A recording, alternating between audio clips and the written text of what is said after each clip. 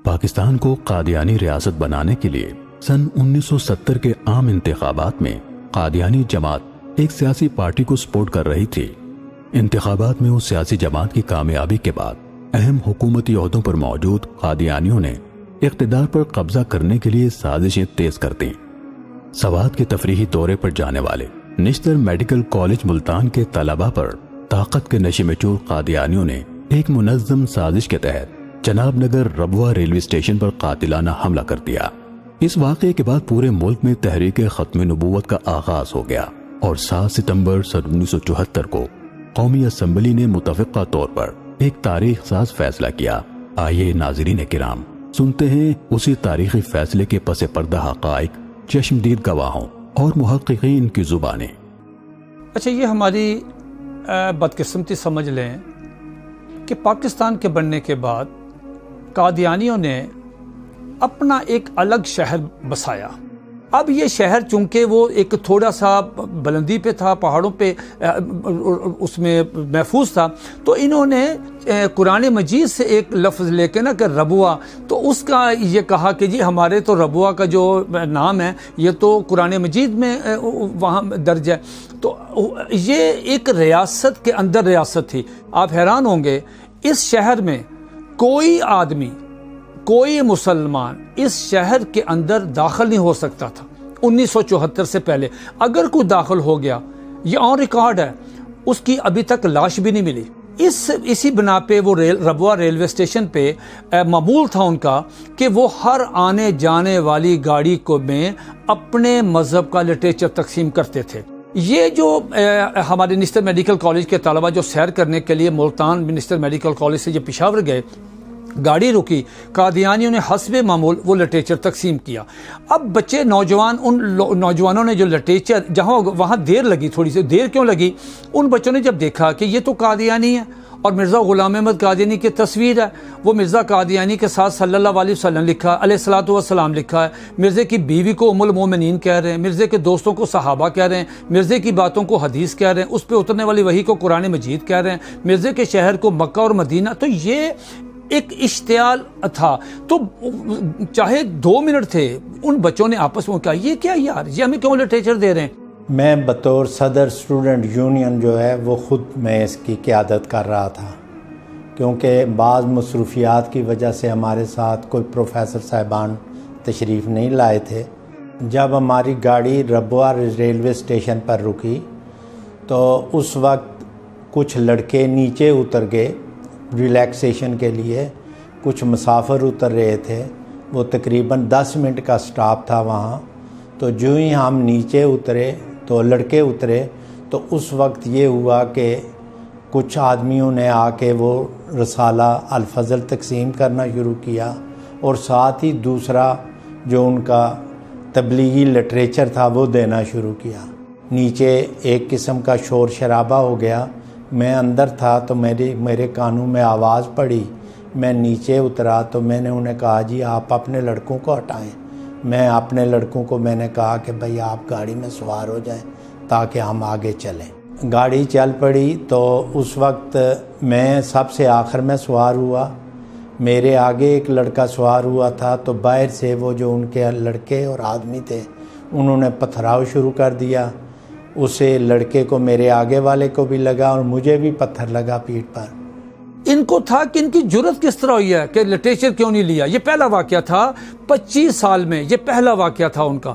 تو انہوں نے پھر کیا کیا، انہوں نے کیا چل اب یہ اچھا اس کے وہاں پہ جب انہوں نے ختم زندہ باد کے نعرے لگائے، سمدانی ٹربیونل رپورٹ کہتی ہے کہ اس کے جواب میں نعوذ باللہ قادیانیوں نے محمدیت مرد آباد کے نعرے لگائے ہیں اور احمدیت زندہ باد کے نعرے لگائے، مرزا قادیانی کی جے، یہ نعرے لگائے۔ یہ گاڑی چلے گئی تو میں آپ کو یہ بات بتاؤں، یہ مصدقہ بات ہے، یہ بات بھی سمدانی ٹربیونل رپورٹ میں لکھی ہے کہ جب وہ گاڑی واپس آئی ہے، اس گاڑی کا چونکہ ایک بوگی ان بچوں کی مخصوص تھی، اس گاڑی کا سٹاپ نہیں تھا، وہاں ربوہ کا سٹاپ نہیں تھا، اس گاڑی نے وہاں سے گزر جانا تھا، جیسے چھوٹے اسٹیشن سے گزر جاتی ہے، آنے والا سٹاپ تھا، جانے کا سٹاپ نہیں تھا۔ یہ ریکارڈ کی بات ہے سمدانی ٹربیونل رپورٹ میں کہ کیوں روکی گاڑی۔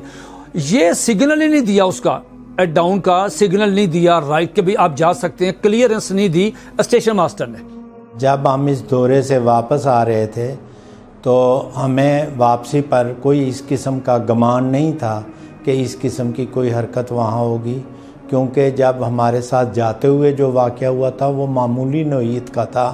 جب ہم پہنچے اپنا ربوہ تو پیچھے سے ہی ٹرین جو ہی سلو ہوئی کھڑے ہونے کے لیے، تو اس وقت بہت سارے لڑکے جو تھے وہ ٹرین کی طرف بھاگتے ہوئے آنا شروع ہو گئے، لڑکے، نوجوان، ان کے دوسرے آدمی۔ اس کے بعد تماشبین بھی بہت سے تھے۔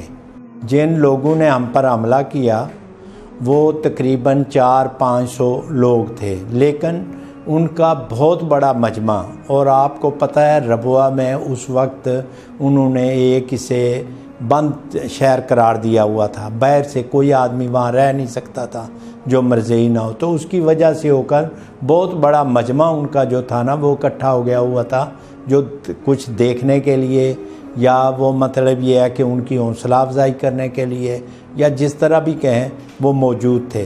یہ کافی لوگ تھے، لیکن 400-500 جو تھے وہ ایکٹیو رول ادا کر رہے تھے، جو لڑکوں کو پیٹ بھی رہے تھے، انہیں نیچے بھی پھینک رہے تھے، ان کا سامان بھی پھینک رہے تھے، اور جو بھی ان سے ہو سکتا تھا وہ کر رہے تھے۔ جس چیزوں سے انہوں نے ہم پر حملہ کیا ان میں زیادہ تر چھوٹے ڈنڈے، ہتھوڑیاں، یا مطلب یہ ہے کہ آئینی مکے، اور اس کے بعد چین وغیرہ، جو ایک چھوٹے سے سرکل میں ہتھیار استعمال ہو سکتے تھے وہ کیے۔ لیکن جس وقت وہ ایک لڑکوں نے مجھے بتایا کہ جس وقت وہ بوگی کے اندر اپنے آپ کو بند کر کے بیٹھ گئے تو انہوں نے یہ کہا کہ کھولو ورنہ ہم فائر کرنے لگے۔ میں کیونکہ بوگی کے اندر ہی بیٹھا ہوا تھا، میرے ساتھ میرے ایک دوسرے طالب علم تھے، ڈاکٹر رفت باجوہ، وہ بیمار تھے، انہیں بخار تھا بہت شدید قسم کا، اور وہ برتھ پہ اوپر لیٹے ہوئے تھے، تو انہوں نے غصے ساتھ ہی پہلے ان کو گھسیٹا نیچے، ان کو مارنا شروع کیا۔ اس کے بعد مجھے کہتے ہیں کہ وہ تمہارا جو ہے نا کون ہے، لیڈر کون ہے؟ میں نے کہا کیا کرنا ہے تم نے؟ انہوں نے کہا بس تم بتاؤ کون ہے۔ میں نے کہا میں خود ہوں۔ جب میں نے یہ کہا تو ایک وہ مگا جو تھا اس کو ایک نے میرے سر پہ مارا، دوسرے نے پیچھے سے پتہ نہیں ڈنڈا تھا یا تھوڑی تھی وہ میرے سر پہ ماری، میں بے ہوش ہو کر گر پڑا نیچے۔ اس کے بعد وہ جو ڈاکٹر رفت باجوہ تھے انہیں بھی مارنے لگے، تو انہوں نے کہا یار میں بخار میں ہوں، مجھے دیکھو بخار کتنا شدید ہے، میں تو بیٹھا ہوا۔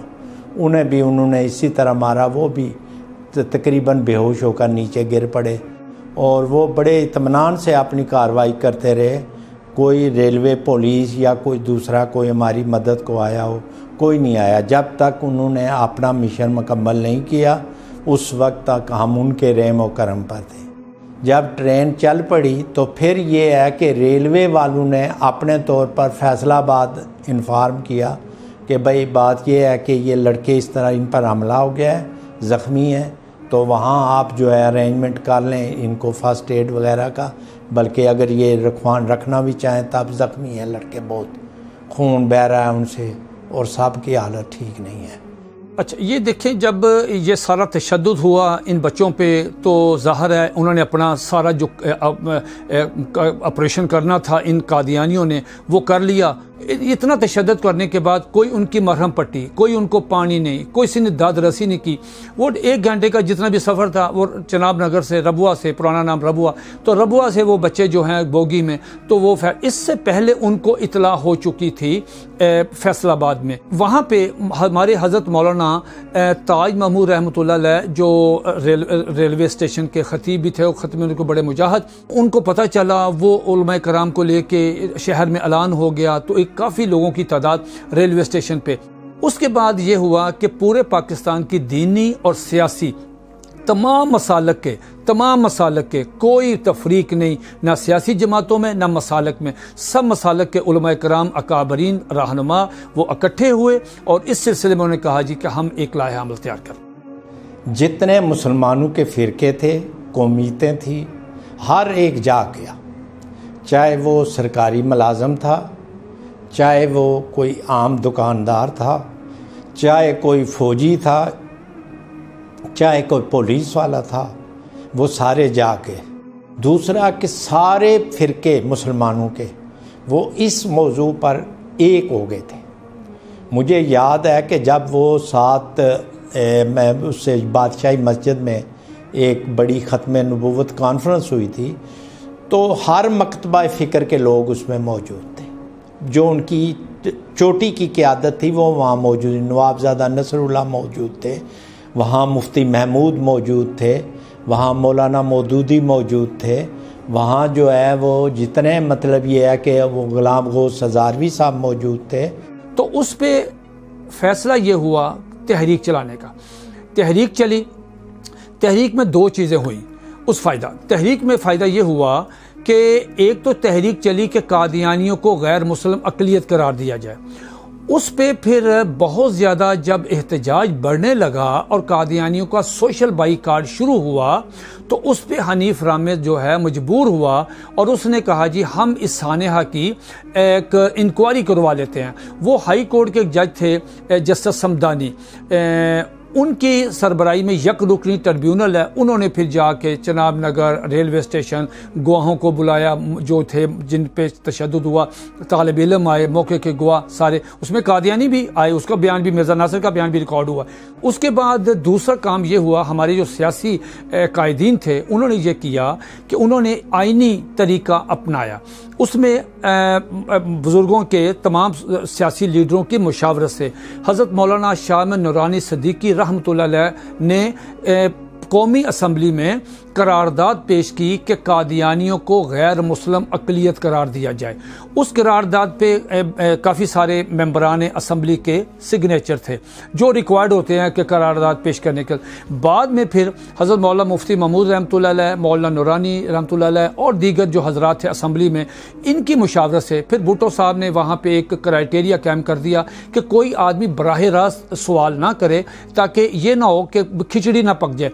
اس کو پھر اٹارنی جنرل یہ بختیار صاحب نے جو ہے وہ پلیٹ کیا اور وہی سوال کرتے تھے۔ پوری قومی اسمبلی جو تھی اس کو کمیٹی کی شکل دے دی کہ جو کوئی یہاں سیشن میں ہوگا وہ آپ کے سامنے، پھر آپ نے فیصلہ کرنا ہے کہ بھئی قادیانیوں کے متعلق جو بھی فیصلہ کرے گی وہ پوری قومی اسمبلی کرے گی۔ سوال یہ ہے کیا ریاست کو حق ہے کہ وہ کسی کو غیر مسلم قرار دے؟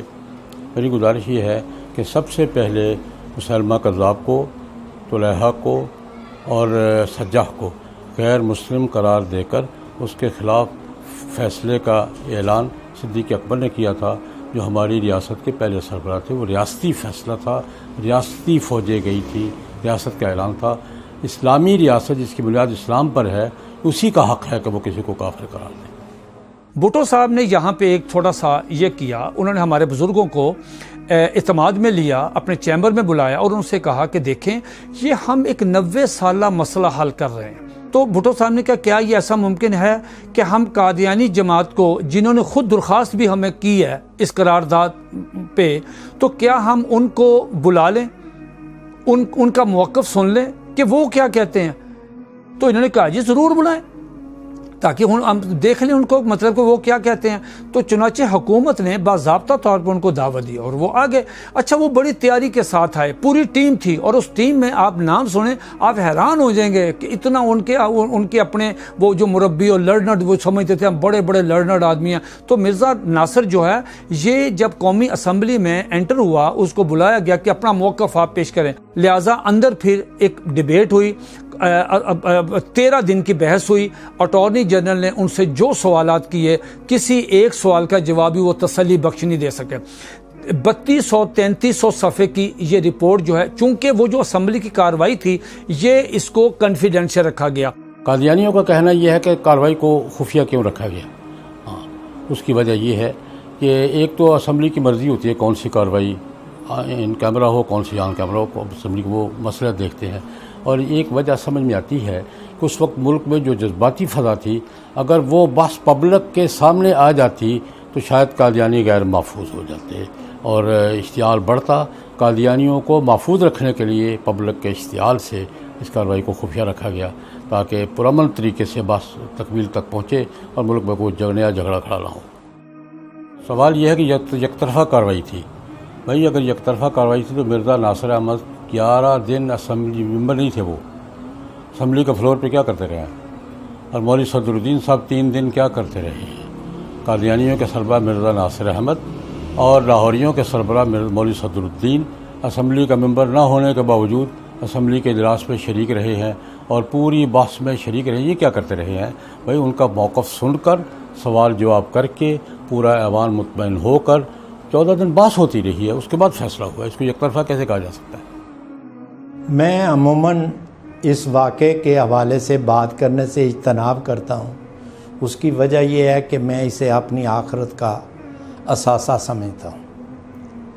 یہ خدا نے مجھ جیسے گناہگار کو پتہ نہیں کس لیے موقع دیا.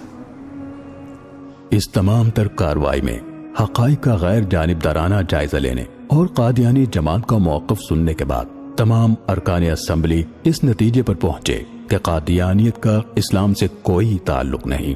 اور بالآخر وہ اہم ترین دن آ گیا جب 7 ستمبر سن 1974 کو قومی اسمبلی نے تاریخی فیصلہ دیتے ہوئے آئینی طور پر قادیانیوں کو ان کے تمام تر کفری عقائد کی بنا پر ہمیشہ کے لیے غیر مسلم اقلیت قرار دیا.